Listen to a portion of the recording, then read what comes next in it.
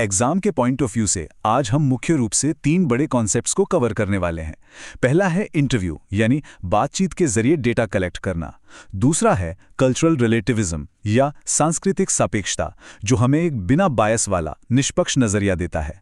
और तीसरा है एथनोग्राफी, यानी किसी कम्युनिटी के बीच जाकर उनका सीधा और गहराई से अध्ययन करना।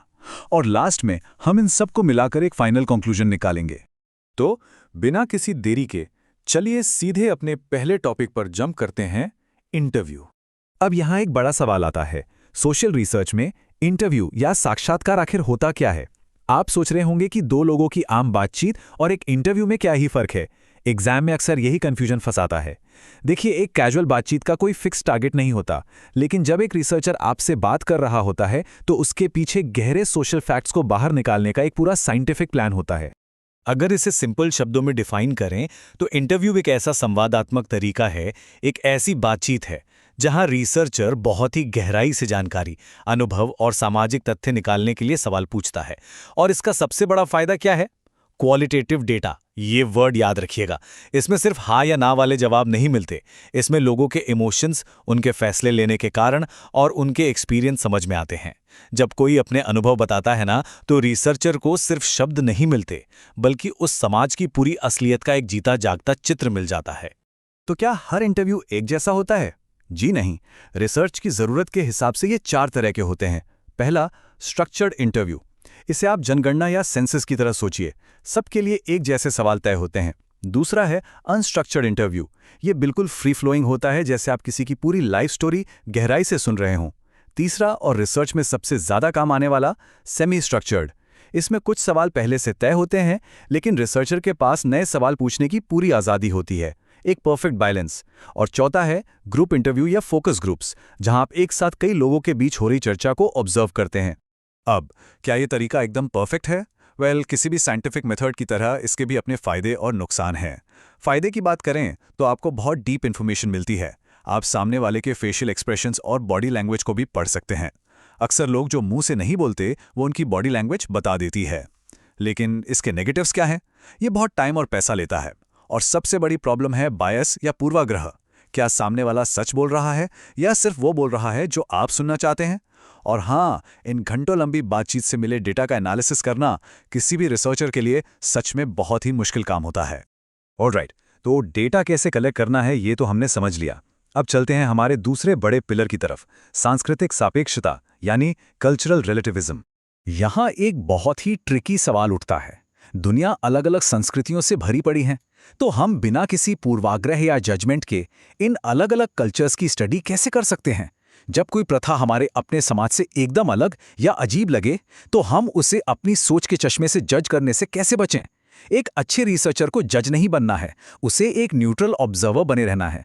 पर यह मुमकिन कैसे है? इसका सीधा सा जवाब है कल्चरल रिलेटिविज्म।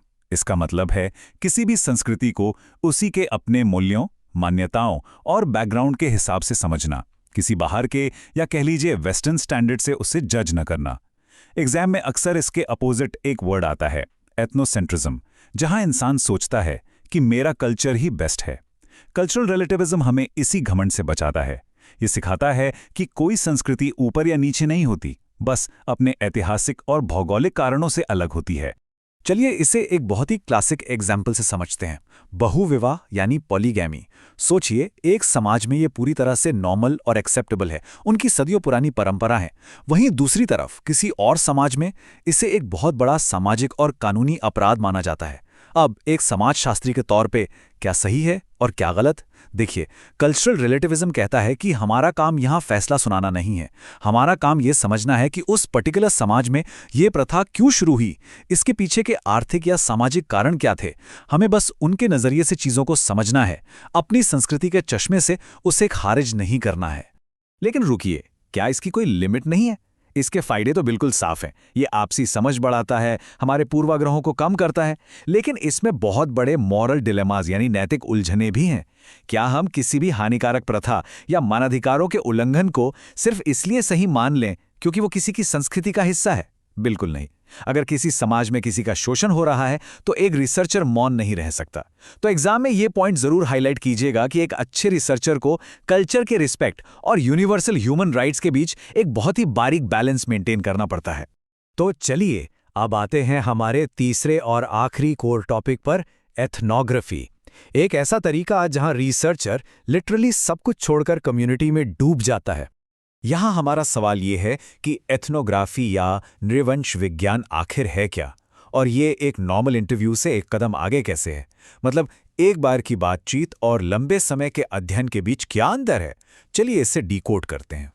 देखिए, एथनोग्राफी में रिसर्चर सिर्फ 1-2 घंटे की मुलाकात नहीं करता, वो उस कम्युनिटी के बीच महीनों या कभी-कभी सालों तक रहता है। इसे समाजशास्त्र में पार्टिसिपेंट ऑब्जर्वेशन या सहभागी अवलोकन कहते हैं। वो सिर्फ दूर बैठकर नोट्स नहीं ले रहा है, वो उनके त्योहारों में, उनके रोजमर्रा के कामों में हिस्सा ले रहा है, एकदम उनके नेचुरल एनवायरनमेंट में।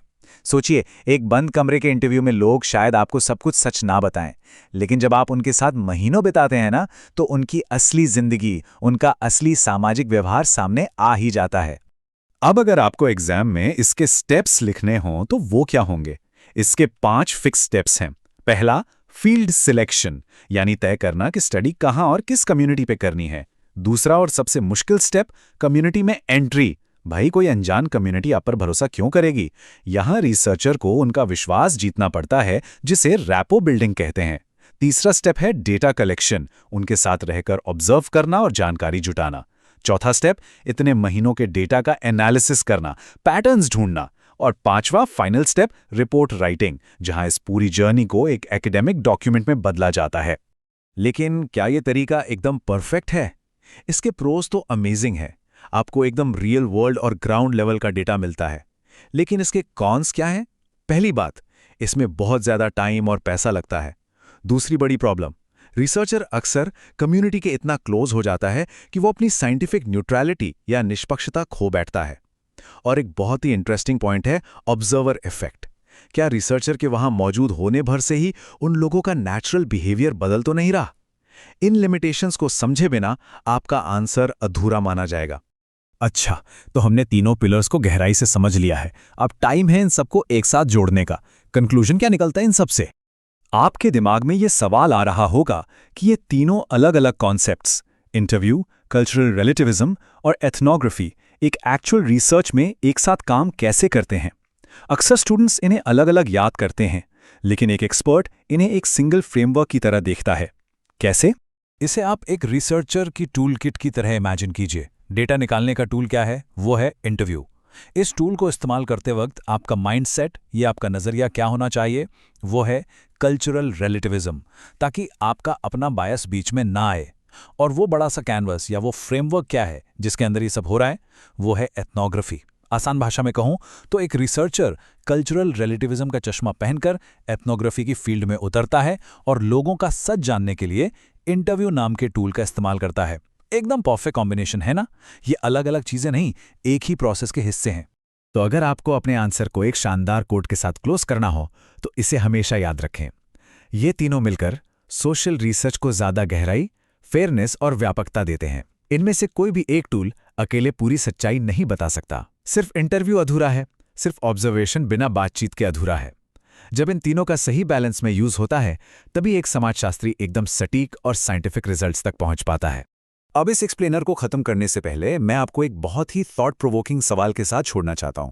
आज दुनिया तेजी से बदल रही है, डिजिटल हो रही है। तो आपके हिसाब से कल की फ्यूचर सोसाइटी की सच्चाइयों को बाहर लाने के लिए इनमें से कौन सा टूल सबसे ज्यादा काम आएगा? क्या वो डिजिटल इंटरव्यूज होंगे या फिर इंटरनेट और सोशल मीडिया पर होने वाली रिसर्च, जिसे नेटनोग्राफी कहा जाता है? इस बारे में जरूर सोचिएगा। इस डीप एनालिसिस में मेरे साथ जुड़े रहने के लिए आपका बहुत बहुत धन्यवाद।